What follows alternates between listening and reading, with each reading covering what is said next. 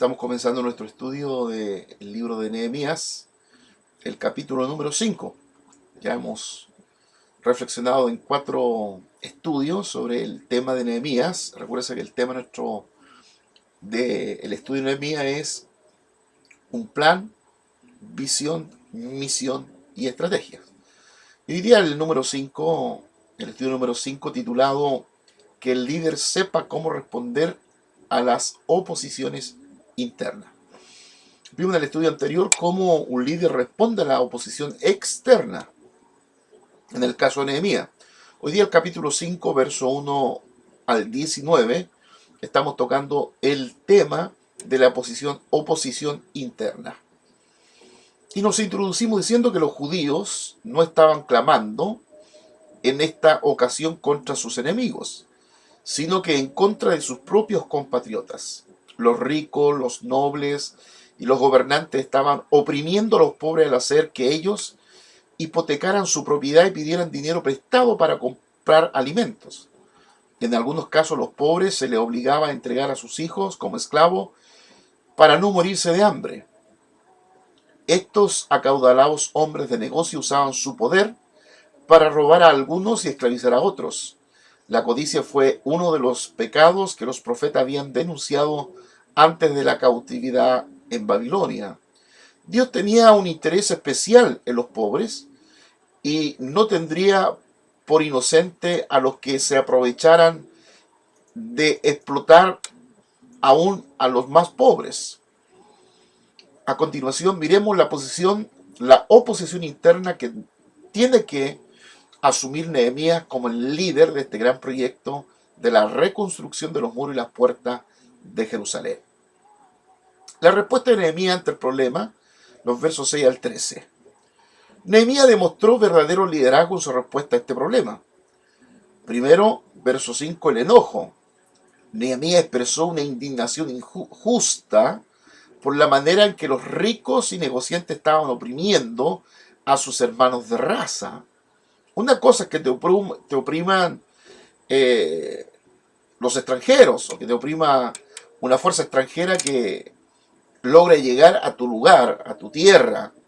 Pero otra cosa es que te opriman los mismos conciudadanos, los mismos personas de la familia.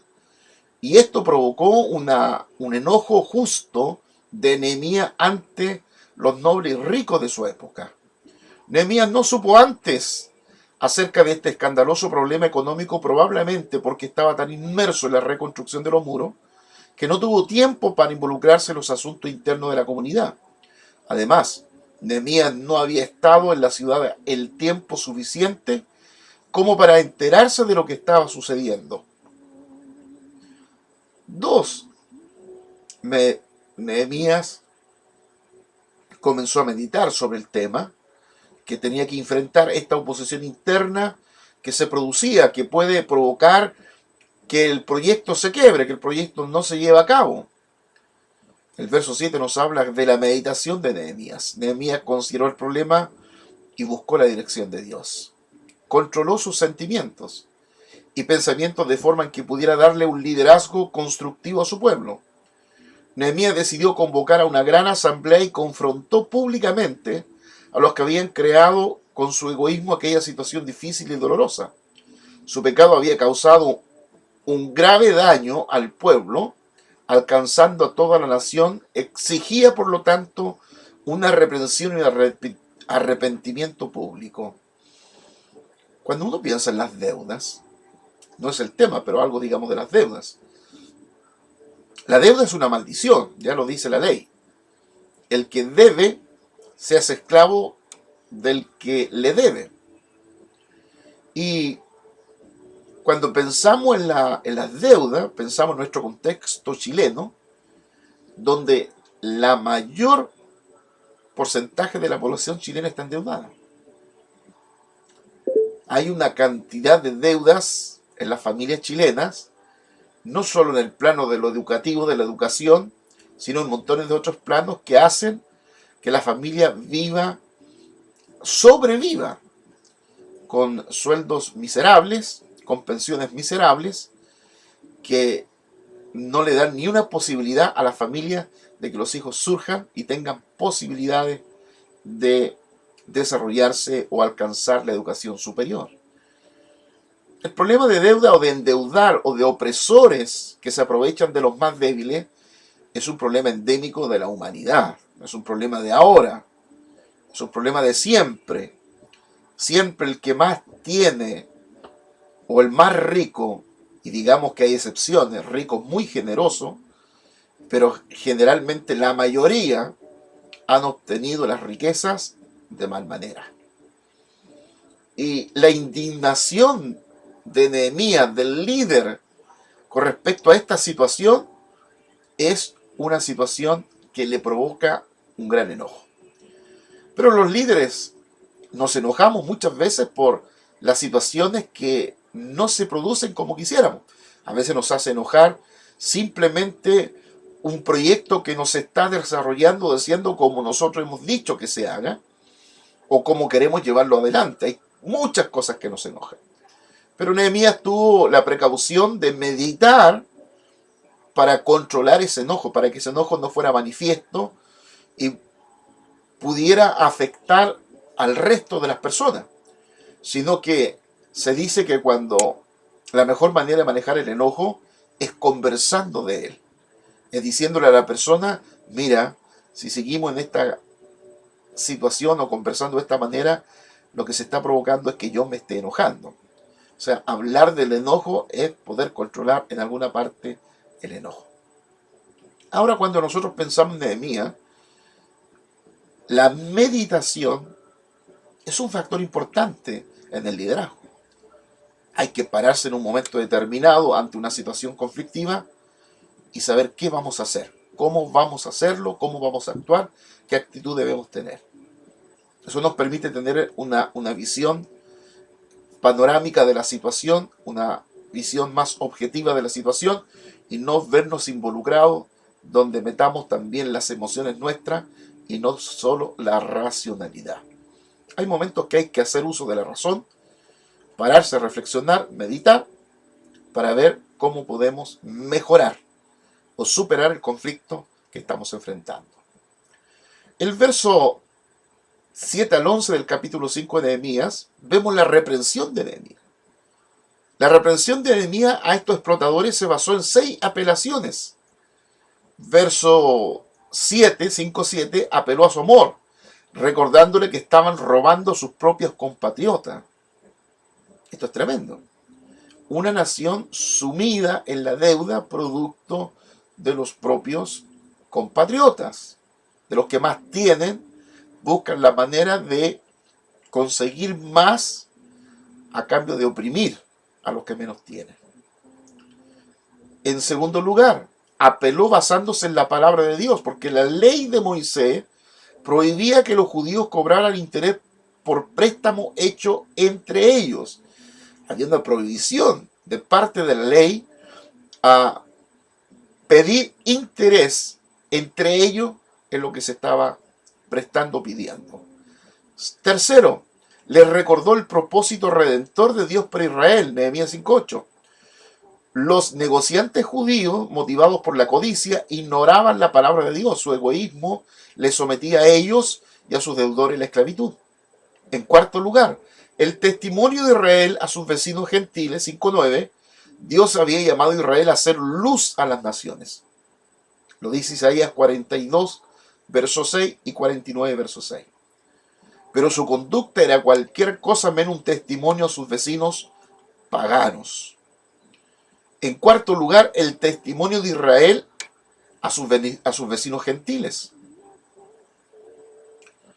Apeló a su propia práctica personal, Nehemías 5:10, verso 11. Él estaba prestando dinero a los necesitados, pero no les estaba cobrando interés, privándoles de sus propiedades y seguridad. Y número 6, les recordó el juicio de Dios, Nehemías 5:12 y verso 13. Los prestamistas prometieron obedecer, de forma que Nehemías les pidió jurarlo en presencia de los sacerdotes y de otros oficiales de la ciudad.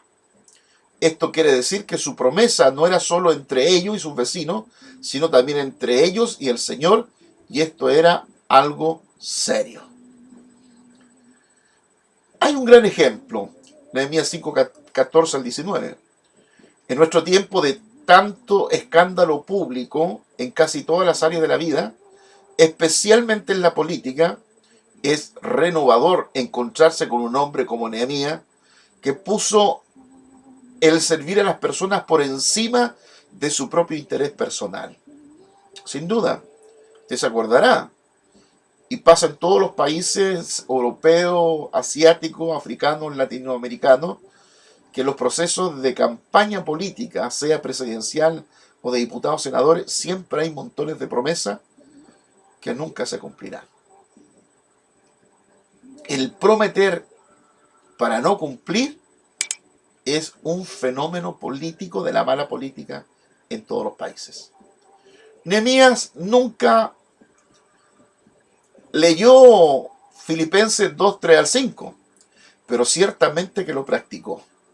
Durante su primer periodo de 12 años como gobernador y luego durante su segundo periodo en el cargo, Nehemías 13, versos 6 y 7, usó sus privilegios para ayudar a las personas. No usó a las personas para edificar un reino para él.